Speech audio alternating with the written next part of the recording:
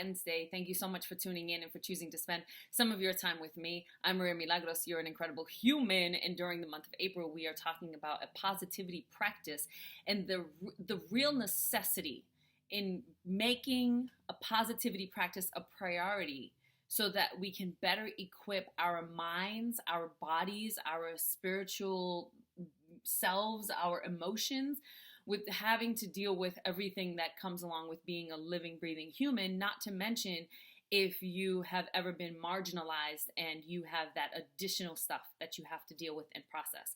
So for me, my positivity practice has been in place for quite a few years now, which is such a gift that I gave to myself, because then when the pandemic hit, I didn't spiral the way I saw other people spiraling. I have built for myself this like capacity to self-care, and I've built for myself contingency plans when things go awry, and I've created for myself like this kind of pathway of I can figure this out. I can figure this out. I can figure this out. And that doesn't mean that I don't process everything that's happening. It means that I process it. I let myself sit in it. I feel all the feels.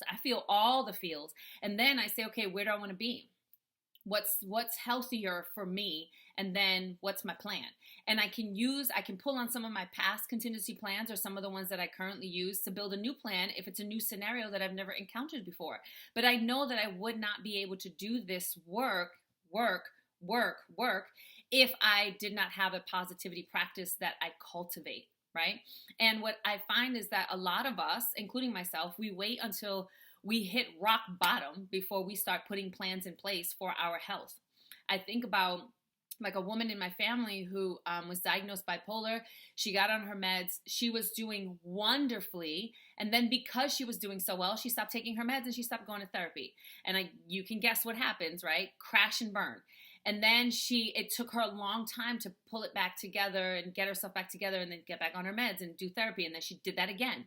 And then the next time she did it, she went, oh, I'm feeling so good that I think I don't need these things, but it is because these things have created a strong foundation for me that I'm able to keep building from that place, right? And so now, granted, I'm not saying that this is that. What I am saying is when we build a strong foundation and not wait until the crap hits the fan, but we're able to like build that foundation day in and day out, and we make that a priority and a practice. When the crap does hit the fan, we're better able to deal with it. We're better able to clean it up. We have the tools to clean it up. We have what we need to repair, to fix, to recover, right? Do you get what I'm saying? So I want to just start by saying that because it's a reminder that a positivity practice, a joy practice, or whatever you want to call it, should not just be put in your pocket for when the time comes, right? Because what happens is if when the time comes, because you have not been practicing that, or you have not been pulling that thing out of your pocket every day and checking in, you forget that that thing is in your pocket, right? It's through the practice and the repetition that we're able to like grab it and pull it and use it all the time. If I have a book that is always out and every day I pick it up and I read a couple of lines in it because I like the way the author wrote it, and I pick it up and I just flip through the pages and I believe a nugget is for me and that book is always sitting out, I'm more likely to grab that book because it's available, because I know it is, because I'm reaching for it, because it's right there. Same thing. We want to be able to have that practice to build that strong foundation, but we cannot reach for it and grab it if it's not right there. And the way for it to be right there is to do the work. So in talking about positivity practice today in particular, I want to talk about this idea of worst case scenario. I was having this conversation, and it was not the first time I had this conversation, and it will not be the last time probably that I have this conversation, and that's okay. And I was having this conversation with this person about worst case and best case scenario. So we were both presented with this kind of issue, and I went best case scenario. Magic and wonder and expansion, and everybody's glorious. And she went, whoa, worst case scenario. And then she said to me, well, I think you're being unrealistic. Okay, let me explain to you what is real, right? Real is when the doctors told me when I fell off a 5-story building that I would never walk again. Real is when they also told me I would never have a child. Real is when they said I would never dance again. That's real. That's science and data. That's real. So yeah, sure, I live unrealistically because if it wasn't for my unrealistic best case scenario positivity type practice, I would not be walking, I would not be teaching fitness classes, I would not be dancing every day, including in public places, and I would not have had a magical child that not only did I not end up on bed rest for, but she was a week late. And I carried her and walked into the hospital the day before that she was born, right? So we have to give ourselves permission to let go of this idea about I'm being realistic, because the only person who gets to define what is realistic is us. And I choose to define realistic as miracles and magic and wonder and expansion and growth and joy and love. That's how I choose to define it. If someone else chooses to define it as anxiety and misery and depression and hate and anger and fighting and suffering, please understand that that is a choice. That is a choice. Now, as we talked about before, it might be a well-programmed and well-practiced choice, which makes it a little harder to break because that dynamic has massive amounts of momentum, but it does not mean that it cannot shift. And the reason why I know that it can is because I used to be worst case scenario lady, like the ultimate worst case scenario. And then I started doing the work to create those shifts because I realized that mentality, that mindset, that energy just brought more of that, right? And then I remember I was having this conversation with an older, wiser, amazing human who used to be one of my mentors when I was younger, in my mid-20s.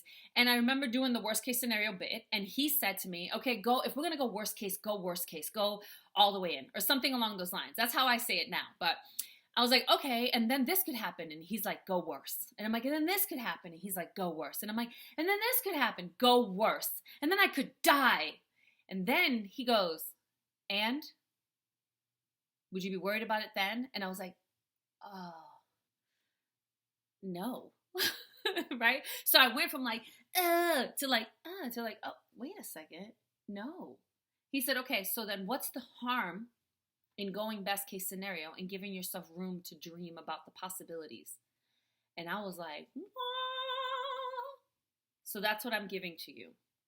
What is the harm about going best case scenario and giving yourself room for the possibilities? Giving yourself room to tap into your potential, giving yourself room to tap into your power. There's nothing wrong with that at all. And if it doesn't work out exactly how you dreamed it, it just means that that's not how it's supposed to work out. But at least you gave yourself an opportunity to dream. And you know how they say, like, shoot for the moon. If anything, you land among the stars. It's kind of like that, right? Dream the big dream.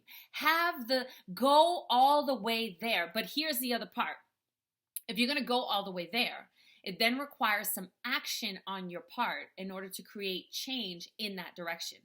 Don't just give yourself lip service, because that's not good for anybody. It's incongruent. It feels disconnected. And let's be real, it's just lies, right? Make sure that it's dreams that you're like, yeah, I could hold on to that. I can create that shift. I can do something about that. I can take a step in that direction. I can do something about that for sure. Because the alternative is you have no power and life is happening to you rather than life is happening for or through you, right? So I don't want to live a life where life is happening to me. Oh, woe to me. Now, there are some things that are sucky that are happening around me and that come in my direction because of who I am and what I look like, for sure, especially in this country. But I still get to choose, what am I going to do with that feedback, right? What am I going to do with that? How am I going to move forward from that space? How can I use that to create the story of what I do want and to create best case scenario? Last story.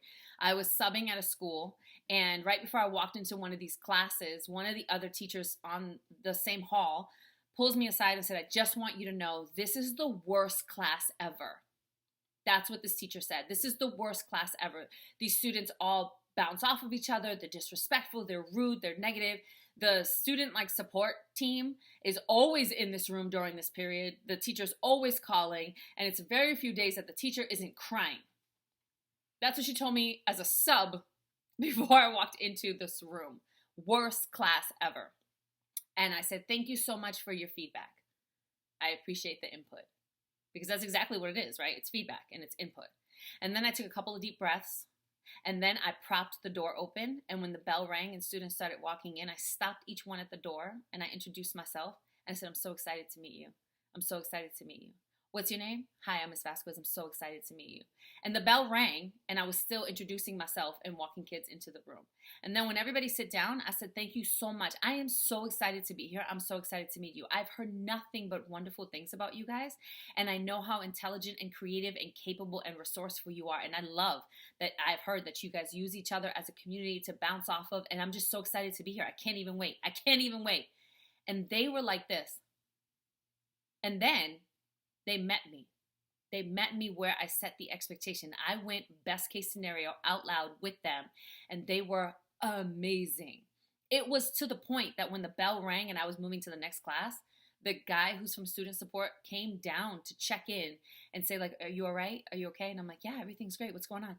And he's like, my name is so-and-so. I'm from student support services, and I wanted to come and check in because I didn't get any calls. And I was like, oh, from that group? Yeah, they were amazing. Everybody did their work. They were helping each other out. They all got done early. And then we sat around and we did a gratitude circle. And he was like, what? Now, keep in mind, I wasn't always in this place. Like I said, I used to be worst case scenario queen. I could tell you the worst of the worst of the worst. I could tell you stuff that's worse than death, right? Like I was that person. But it required some intentionality, and it required this real desire to create a shift in the energy that I was not just cultivating within and around myself, but that I was accepting. I had to choose to accept something different. I wanted something different. Well, if we want something different, we have to be the something different, right? We can't just keep expecting other people to alter and change and jump through our hoops so we can feel better.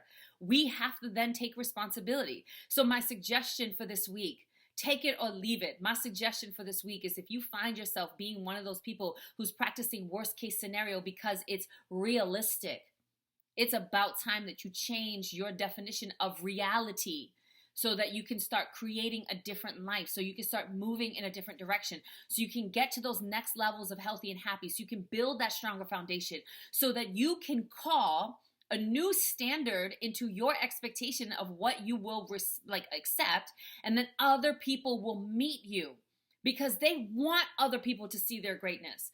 They want other people to see their creativity. They want other people to just see them, to accept them, to appreciate them, to love them, right? I could have went in there with a whole different approach and been like, oh, I heard this is the worst class ever. Let me tell you what we're not going to do. No, but instead, and I know this now because of practice. I didn't get here overnight. I know this now because of practice, because that was a time that I would have done that. Instead, I said, oh, so excited. You guys are so amazing. You're so incredible. You're so awesome. You're so blah, blah, blah, blah. Raising the bar, raising the bar, raising the bar. And they looked at that bar and they were like, yeah, I'm going to meet that. Not one kid in that class. I'm not even kidding. There were about 19, 20 kids in that class. Not one kid acted out. It was amazing. It was so amazing. And that's when I realized the power that we have. But we have to know it and own it here first before we move into the world. So stop practicing worst case scenario. It's not doing you any good. Because the reality is, like my past mentor said, if the end of the worst case is death, then you ain't got nothing to worry about because you're not going to be worried about it when you're dead. Right? So while we're here, let's practice as much as possible being in that space of best case scenario. Best case scenario. I'm going to give room. Best case scenario. My joy is sacred. Best case scenario. I get to dream. Best case scenario. I will no longer live a life of survival, but of thriving. Best case scenario. Okay, that's all I got. If you know someone who can benefit from it, share it. If you haven't already, give it a thumbs up if you like it, and subscribe to my channel. I don't know where I'm putting the button. I'll put it somewhere. You'll see it. It's a little circle with my face on it. Click it. Subscribe. Get some notifications. And you can head on over to my website, www.mariamilagros.net, and sign up. Click the purple toolbar at the top and sign up for my weekly newsletter, which includes these videos, any updates and information about events and things that I'm doing, and discounts and deals just for my SSE family. That's Super Sparkly Everything family. Okay, I gotta go. I love you guys so much. I'll talk to you next time. Peace!